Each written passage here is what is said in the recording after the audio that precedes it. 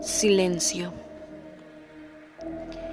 Escúchame, dijo el demonio, apoyando la mano en mi cabeza.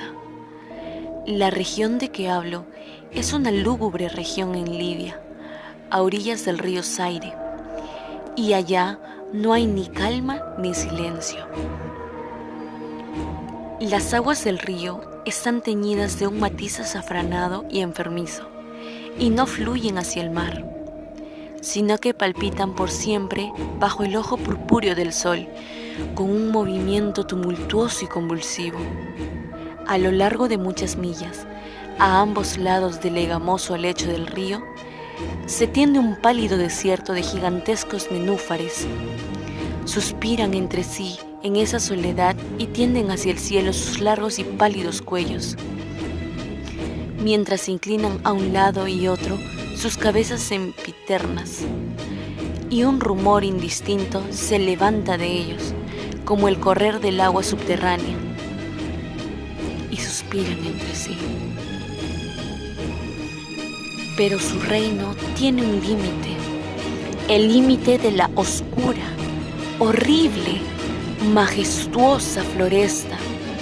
Allí, como las olas en las Hébridas, la maleza se agita continuamente, pero ningún viento surca el cielo, y los altos árboles primitivos oscilan eternamente de un lado a otro con un potente resonar. Y de sus altas copas se filtran gota a gota rocíos eternos, y sus raíces se retuercen en un inquieto sueño, extrañas flores venenosas. Y en lo alto, con un agudo sonido susurrante, las nubes grises corren por siempre hacia el oeste, hasta rodar en cataratas sobre las ígneas paredes del horizonte.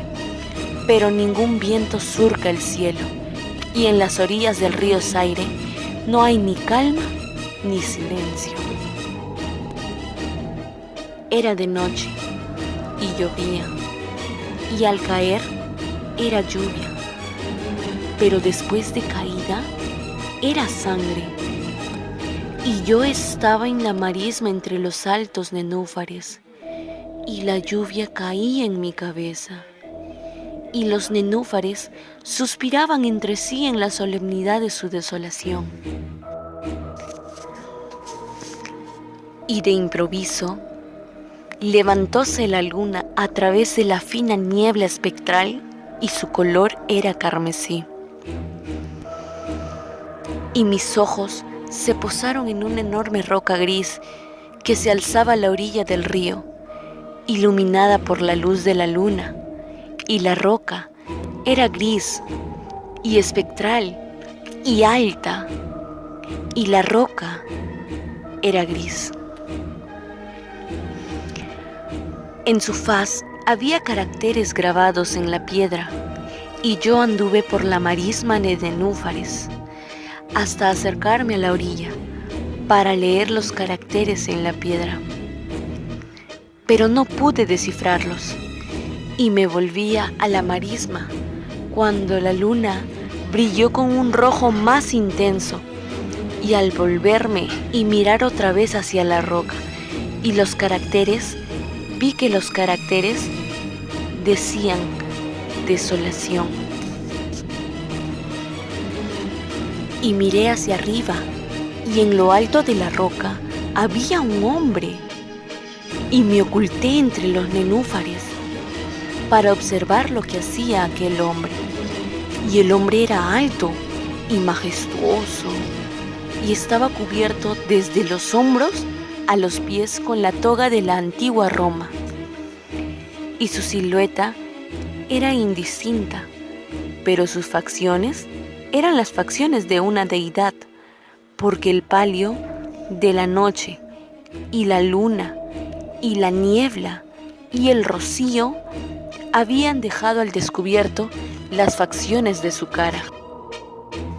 Y su frente era alta y pensativa, y sus ojos brillaban de preocupación, y en las escasas arrugas de sus mejillas leí las fábulas de la tristeza, del cansancio del disgusto de la humanidad y el anhelo de estar solo.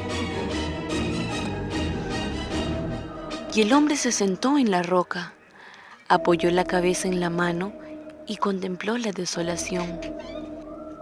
Miró los inquietos matorrales y los altos árboles primitivos, y más arriba el susurrante cielo y la luna carmesí.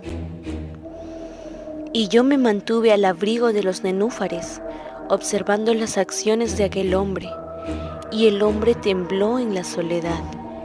Pero la noche transcurría, y él continuaba sentado en la roca. Y aquel hombre distrajo su atención del cielo, y miró hacia el melancólico río Zaire, y las amarillas, siniestras aguas y las legiones pálidas de nenúfares. Y el hombre escuchó los suspiros de los nenúfares y el murmullo que nacía de ellos. Y yo me mantenía oculto y observaba las acciones de aquel hombre. Y el hombre tembló en la soledad, pero la noche transcurría y él continuaba sentado en la roca. Entonces me sumí en las profundidades de la marisma, vadeando a través de la soledad de los nenúfares, y llamé a los hipopótamos que moran entre los pantanos en las profundidades de la marisma. Y los hipopótamos oyeron mi llamada y vinieron con los behemoth al pie de la roca, y rugieron sonora y terriblemente bajo la luna. Y yo me mantenía oculto y observaba las acciones de aquel hombre. Y el hombre tembló en la soledad, pero la noche transcurría y él continuaba sentado en la roca. Entonces maldije a los elementos con la maldición del tumulto, y una espantosa tempestad se congregó en el cielo, donde antes no había viento, y el cielo se tornó lívido con la violencia de la tempestad, y la lluvia azotó la cabeza del hombre, y las aguas del río se desbordaron, y el río atormentado se cubría de espuma, y los nenúfares alzaban a clamores, y la floresta se desmoronaba ante el viento, y rodaba el trueno, y caía el rayo, y la roca vacilaba en sus cimientos. Y yo me mantenía oculto y observaba las acciones de aquel hombre. Y el hombre tembló en la soledad, pero la noche transcurría y él continuaba sentado. Entonces me encolericé y maldije con la maldición del silencio, el río y los nenúfares, y el viento y la floresta, y el cielo y el trueno y los suspiros de los nenúfares, y quedaron malditos y se callaron. Y la luna cesó de trepar hacia el cielo, y el trueno murió, y el rayo no tuvo ya luz, y las nubes se suspendieron inmóviles, y las aguas bajaron a su nivel y se estacionaron, y los árboles dejaron de balancearse, y los nenúfares ya no suspiraron, y no se oyó más el murmullo que nacía de ellos, ni la menor sombra del sonido en todo el vasto desierto ilimitado. Y miré los caracteres de la roca, y habían cambiado, y los caracteres decían silencio. Y mis ojos cayeron sobre el rostro de aquel hombre, y su rostro estaba pálido, y bruscamente alzó la cabeza, que apoyaba en la mano, y poniéndose de pie en la roca, escuchó. Pero no se oía ninguna voz en todo el vasto desierto ilimitado, y los caracteres sobre la roca decían silencio. Y el hombre se estremeció, y desviando el rostro, huyó a toda carrera, al punto que cesé de verlo.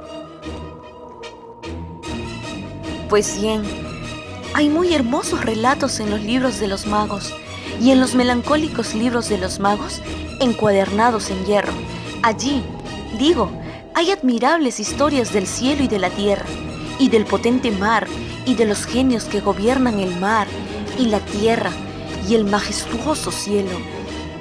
También había mucho saber en las palabras que pronunciaban las síbilas, y santas cosas fueron oídas antaño por las sombrías hojas que temblaban en torno a Dodona. Pero, tan cierto como que Alá vive, digo que la fábula que me contó el demonio, que se sentaba a mi lado a la sombra de la tumba, es la más asombrosa de todas. Y cuando el demonio concluyó su historia, se dejó caer y en la cavidad de la tumba y rió. Y yo no pude reírme con él y me maldijo porque no reía. Y el lince que eternamente mora en la tumba salió de ella y se tendió a los pies del demonio y lo miró fijamente a la cara. Fin.